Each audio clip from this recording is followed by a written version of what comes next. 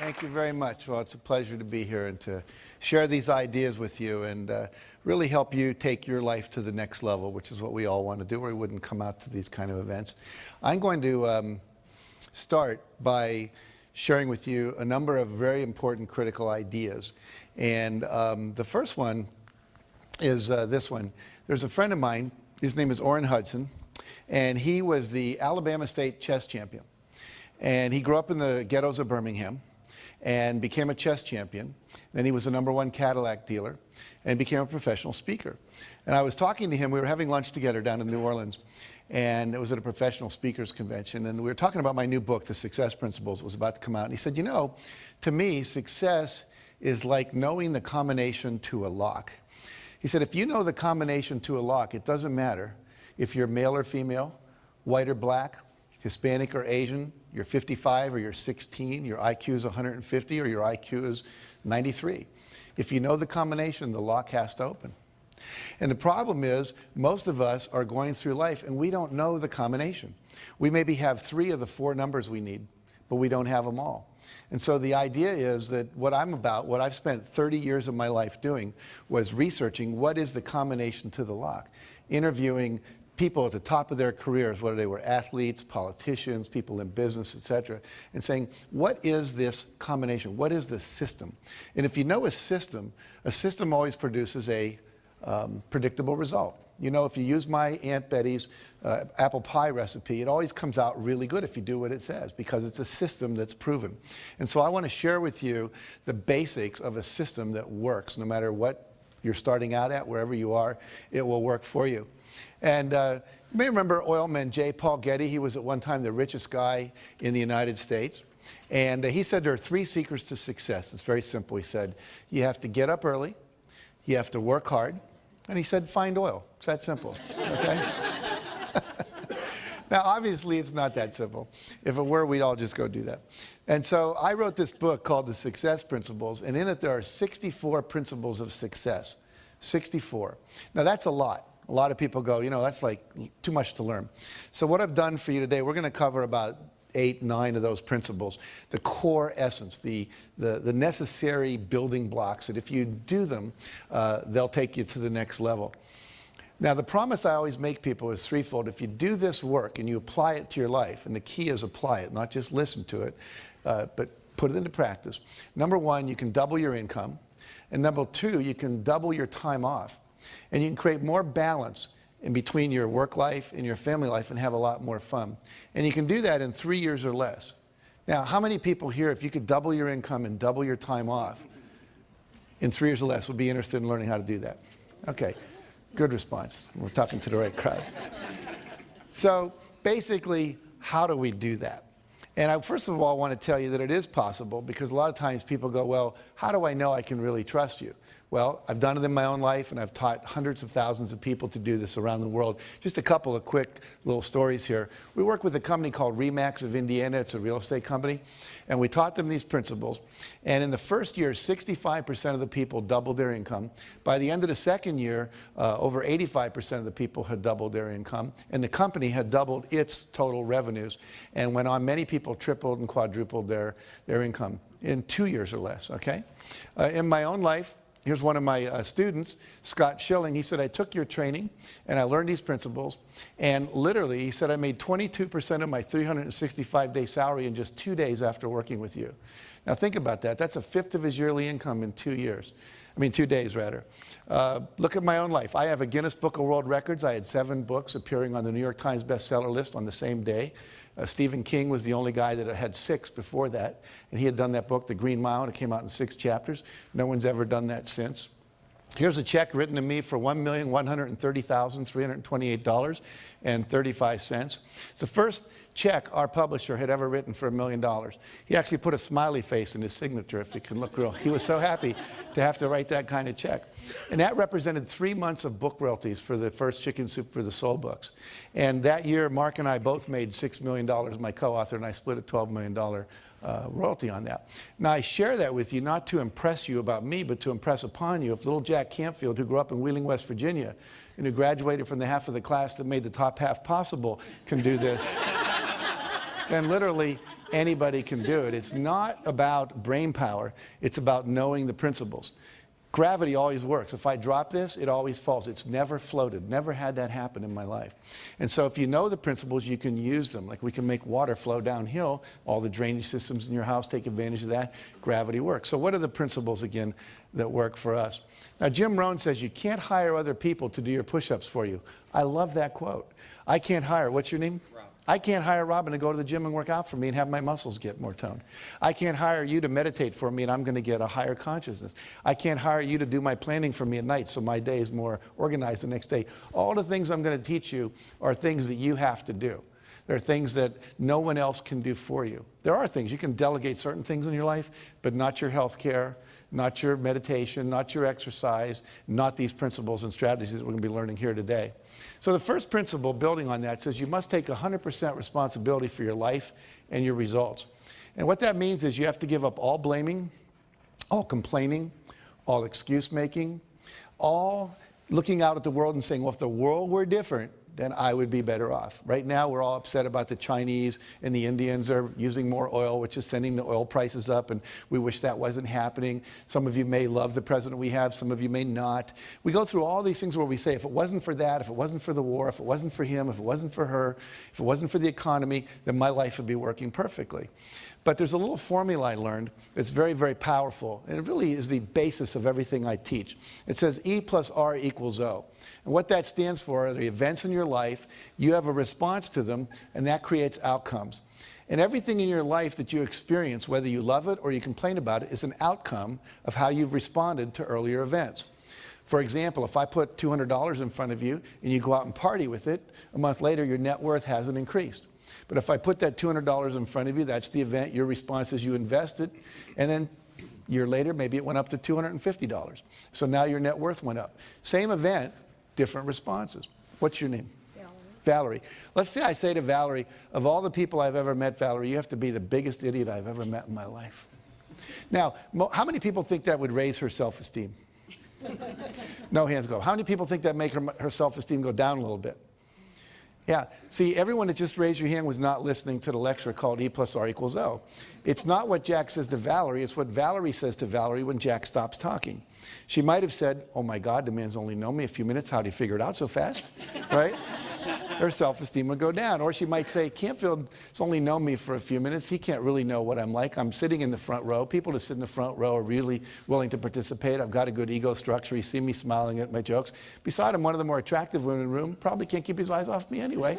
Now, if he said that, which way would her self-esteem go? It would go up, see? So if she says that. So basically, it's not what people say to you. It's not what they do to you. The world's just out there worlding. It's not personal. And if you want a different outcome, because E plus R equals O is like 2 plus 2 equals 4, and if you're not happy with 4, you've got to change your response. The word responsibility means you have the ability to change your response to something other than what you're currently doing. And if you would do that, you would get a different outcome. Does that make sense? Yeah. So basically, we are responsible to change our behavior until we get the outcomes we want. And that's kind of an experiment. You never know if something's going to work or not. Maybe you're distant from your spouse and you try a new communication technique you learn in a workshop and it works. You go, oh, great. Or maybe you try and it doesn't work. Well, there's just about 500 more you could try. You know, you could read Men Are From Mars, Women Are From Venus, Children Are From Hell, one of those books. And just kidding. But, you know, there's so much out there, so many good techniques. And unfortunately, most people don't experiment with trying on new ones. Life should be approached as a huge experiment. And you just keep experimenting until you get it right, okay? As we move into the success principles, again, you're gonna choose, you know, as you go through the success principles, I think it's good to have a vision or a goal or you know, whatever you've got on your dream board. Mary and I just updated our vision boards. What's today, Monday? We just updated our vision boards last night and kind of set our agenda for 2019. Here's our bed. Here's Dave's vision board on the wall. Here's Mary's vision board on the wall. Right before we go to bed every night, we put on this really emotional music. We read our affirmations. We stare at our vision board. And we do the same thing in the morning. And whatever is on your vision board with respect to LIV International, I expect LIV would be the only thing that's on there. But whatever's on your vision board with respect to LIV International, I want to encourage those of you who are not directors to be going after director. And so that you can come join us at that Vegas event in July. Qualification period, January through June. Got to get director in that point. What happens if you've already been a director or you're already a director? Pretty simple, guys. Help some of your team members get there. Let's not make this complicated. Let's get as many people to director as we can. And I think as we read the success principles together and we talk about the principles, we don't need to talk specifically about directors, but hopefully everybody will kind of have in their mind at least that as a LIV goal. And again, I don't want to impose your goal on you, but I just know that if we can get more and more people to director, which is that average $3,200 a month in income, some really great things are going to happen for your teams and for the company. All right, so let's jump in. The format of this call, I've chuckled as some people have reached out to me and said, Dave, we're really looking forward to your presentation tonight. You're going to be really relieved to know that's not how this is going to work. You guys hear enough from me. You see enough from me. I am learning right along with you. And so tonight, I'm going to go first to let you gather your thoughts because you may not have known what the format was going to be. But in future calls, I'm not going to go first. And I think the idea is that we want to come to this call. And by the way, we've got a pretty good turnout tonight, as you can see. Let's grow this. Let's get lots more people on this call as it starts to get traction. But next week, tonight we're doing Success Principle 1. Next week, just jot this down. We'll do Success Principle 2, 3, and 4. So, and it's not a lot. It's not a lot of content. It's another 20 pages or so. I'd rather do quality than quantity, and I'd rather have everybody, making notes, what made a difference to them. So I'm going to start off and share maybe my big aha from this Success Principle 1, which, as you all know from, from doing the reading, is take 100% responsibility for your life. I loved this. A couple of things hit me between the eyes. Let me just share those with you. I'll read it and then I'll just talk about it for a minute. And then where we go from there is whoever wants to share what really reached out and grabbed you, and let's just learn from each other. I'm going to read a couple of things. Complaining means you have a reference point for something better that you would prefer, but that you are unwilling to take the risk of creating. Either accept that you are making the choice to stay where you are, take responsibility for your choice, and stop complaining, or take the risk of doing something new and different to create your life exactly the way you want it. Let me go over to the next page. This is pretty blunt stuff. I love it. Learn to replace complaining with making requests and taking actions that will achieve your desired outcome. That's what successful people do. That's what works. If you find yourself in a situation you don't like, either work to make it better or leave.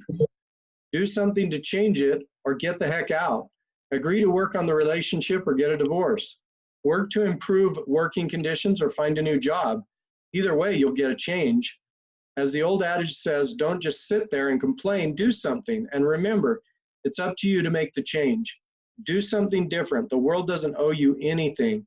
You have to create it. And here was the key phrase for me. You either create or allow everything that happens to you. What a statement. Mary and I were driving back from Utah. She was reading to me. I was saying, highlight this, highlight that. She got to that statement. I said, now, wait a minute.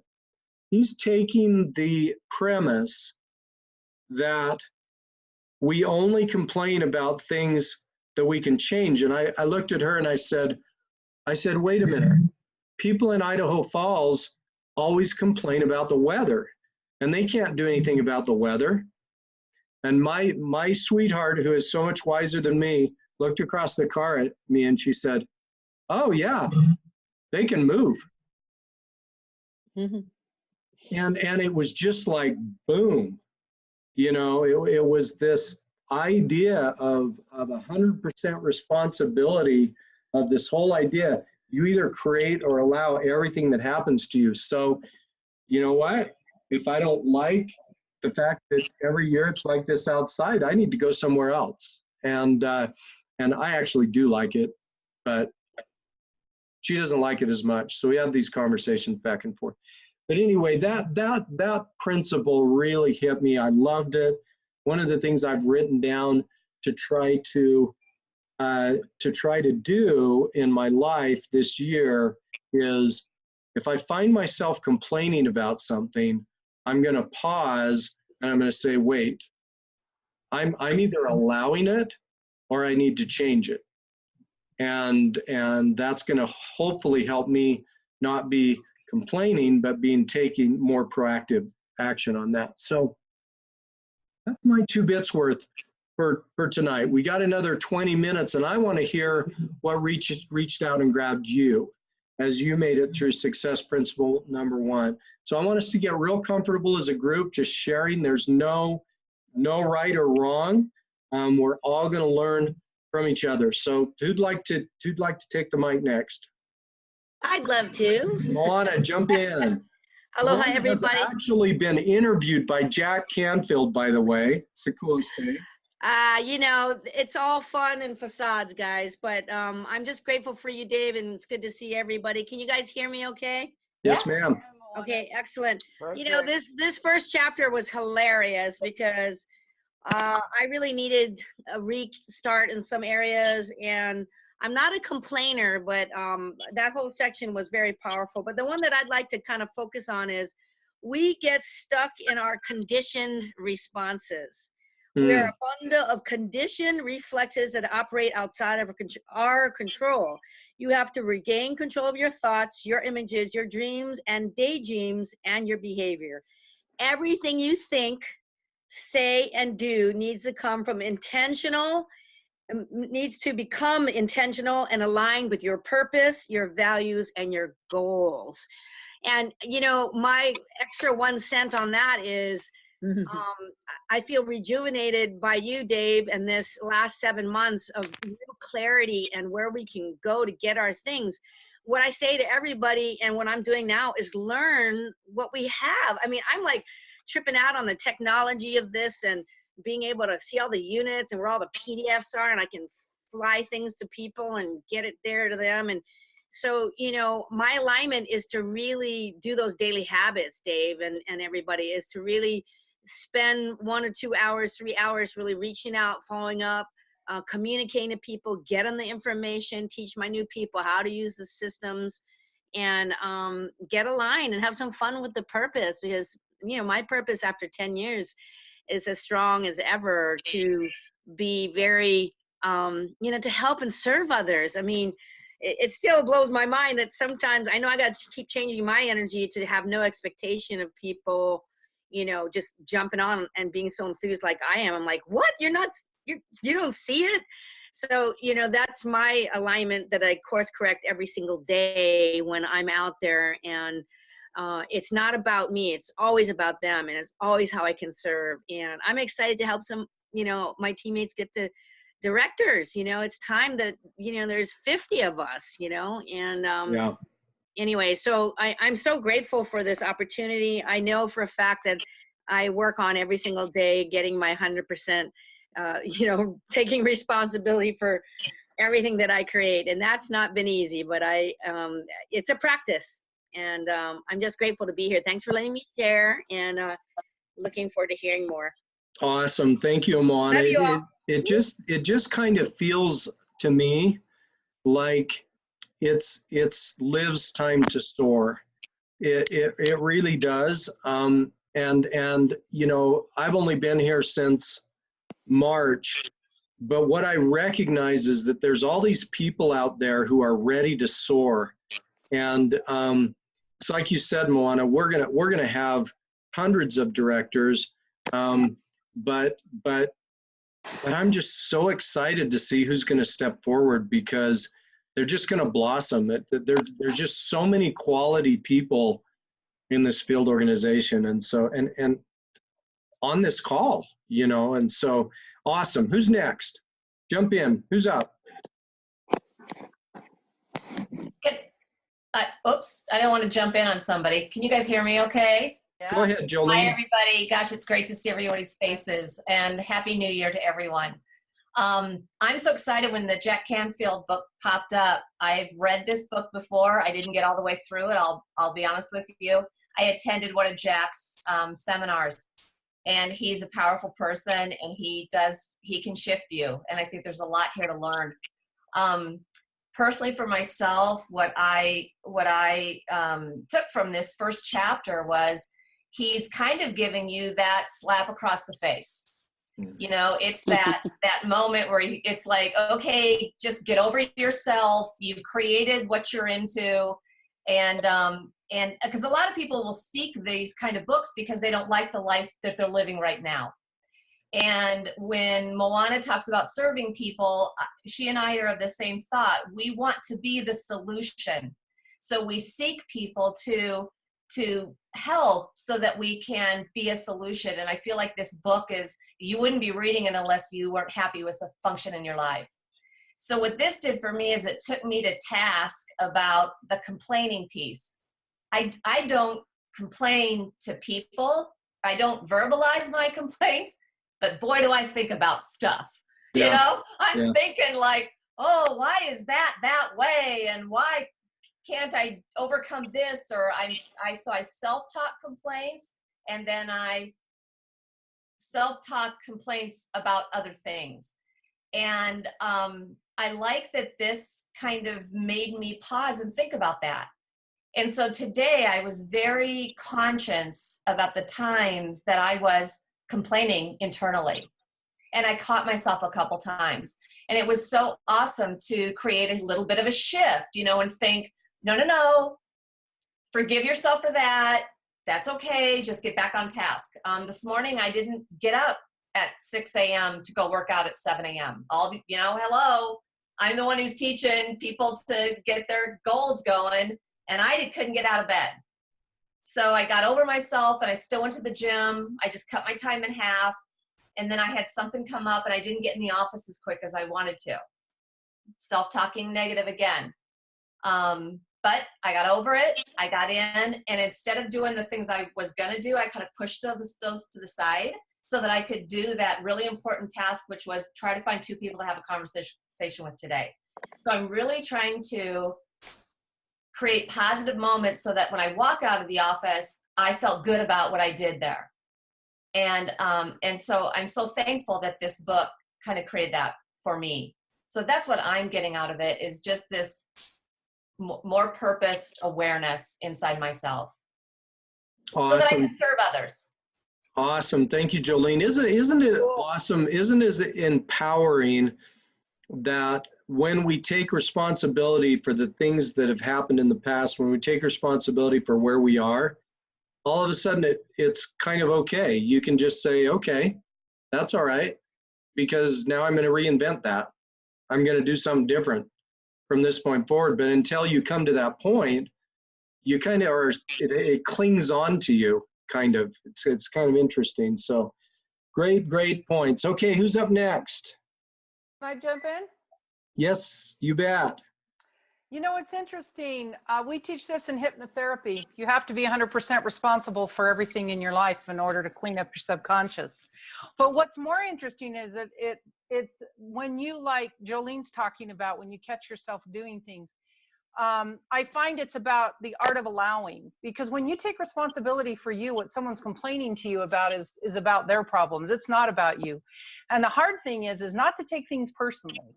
When people are really in their crap and their minutia, and they are just blah, blah, blah, and I don't care if it's a guy in the store or a teller having a bad day, you leave thinking, wow, that was horrible customer service. What did I do to you? Oh, I didn't do anything to you. And you just bless them and say, God bless you, God bless you, God bless you. And I hope you have a good day. That's what I tell myself, until I'm not upset if I do allow it to bother me. Because when you can finally stand back and interact with people from a place of heart-centered love, because you are being responsible. And it's taken years to learn this. And I still have days I'm not so great at it. You just work at it every day of being responsible. But I wanted to share a little trick that we do in hypnotherapy. There are certain words, because what you speak consciously drives your subconscious. Words you should never say are try. Trying is a lie. You're setting yourself up for failure in advance. If you say, I'll try to make it to dinner, and you don't feel guilty. Well, I told you I'd try. I didn't tell you I would be there. Okay. I don't know tells your subconscious that what you don't know, because your subconscious is, and I'm not trying to digress off the book, but these are points that help people to take 100% responsibility. No, it's good. When you say, I don't know, your subconscious is your protector, and she is there to fulfill your every wish and command, regardless if it's good or bad. Doesn't matter. If you rob the bank or you pay the Pope, they don't care. That's what you want. So when you say, I don't know, your subconscious goes, I'll make sure you never know. So always say, I don't know yet. It's just knowledge you don't have yet. You never say, I can't. Because when you say, I can't, your subconscious goes, okay. And it's really interesting when you start, I can't, I won't, I'll try. Trying. That is the worst word, the worst potty mouth word we teach people they have to stop saying in hypnotherapy. And you don't realize how much you actually say it. So when you can catch those things, it helps you to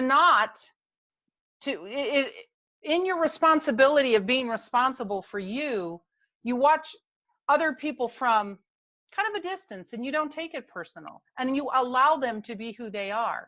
But it really will help you to be successful to achieve these principles if you can watch just a few potty words, because literally one of the first things we teach is what you speak consciously, you literally drive subconsciously. Okay. So I think this is a great book. I'd never read it. I'll admit I'm a little behind. I sat down and I was fascinated. I started reading tonight, and I'm like, oh, I am going to read this book. So I'm really glad you guys picked it. I think, so I just laughed because taking 100% responsibility took me personally a long time to learn that. Nobody created anything, or anything that's happened to me is my own creation. And so I'm interested to see what this guy's going to talk about. So thank you. I really liked it. Thanks, Patty. Awesome thoughts. So don't say I can't, say I can. Don't say I try, say I will. I will. And I don't know yet. I love that. I don't know yet. Well, if you say, I don't know, stop and feel how you feel when you say, well, I don't know. Yeah. You don't feel very good. But when you say, I don't know yet, you can feel the hope come in. Yeah. You feel the feeling of, oh, well, we have a chance to learn that. Just give us a shot. Yeah. So, because we call your subconscious your little genie in the bottle, and she governs it all, and she listens really well. By the way, a little backstory on the selection of the book. I reached out to a handful of people that I respect in the industry who are big builders, who are people who are multi-million-dollar, earners in direct selling, and just said, give me your top 2 self-improvement, personal development books. And this one was on every one of them. So I just said, okay, that's the one we're doing first. So